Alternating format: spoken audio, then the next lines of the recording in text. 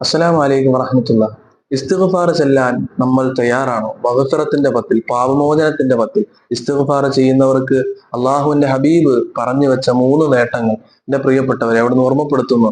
മൻ ലസിമൽ ഇസ്തിഗ്ഫാറ, ഇസ്തിഗ്ഫാറിനെ ആരെങ്കിലും നിത്യമാക്കിയാൽ, ഇസ്തിഗ്ഫാറിനെ കൂടെ കൂട്ടുകാരനായി കൊണ്ട് നടന്നാൽ, ജഅലല്ലാഹു ലഹു മിൻ കുല്ലി ളീഖിൻ മഖ്റജ വമിൻ കുല്ലി ഹമ്മിൻ ഫറജ വറസഖഹു മിൻ ഹൈഥു ലാ യഹ്തസിബ്. 3 പ്രധാനപ്പെട്ട നേട്ടങ്ങളാണ് അവർക്കുള്ളത്.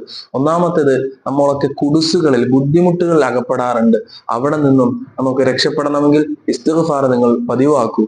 അതുപോലെ തന്നെ ഹമ്മ്, ഒമ്മ്, വിഷമങ്ങൾ, ടെൻഷനുകൾ, ആൻസൈറ്റി ഒക്കെയായി പ്രയാസപ്പെടുന്നവർക്കും റബ്ബിനോട് പാപമോചനം തേടിയാൽ, ഇസ്തിഗ്ഫാർ ചൊല്ലിയാൽ അതിന് പരിഹാരമാണെന്ന് ഹബീബായ തങ്ങൾ പഠിപ്പിക്കുന്നു. അതുപോലെ തന്നെ നമ്മൾ എല്ലാവരും ആഗ്രഹിക്കുന്ന അഭിവൃദ്ധിയും ഭക്ഷണവും റിസുക്കും ഒക്കെ നമ്മൾ അറിയാത്ത മാർഗത്തിലൂടെ റബ്ബ് സുബ്ഹാനഹു വ തആല നൽകുമെന്നും ഇസ്തിഗ്ഫാറിലൂടെ നമുക്ക് ലഭ്യമാകുമെന്ന് ഹബീബായ തങ്ങൾ പഠിപ്പിക്കുന്നു. അള്ളാഹു അനുഗ്രഹിക്കുമാറാകട്ടെ.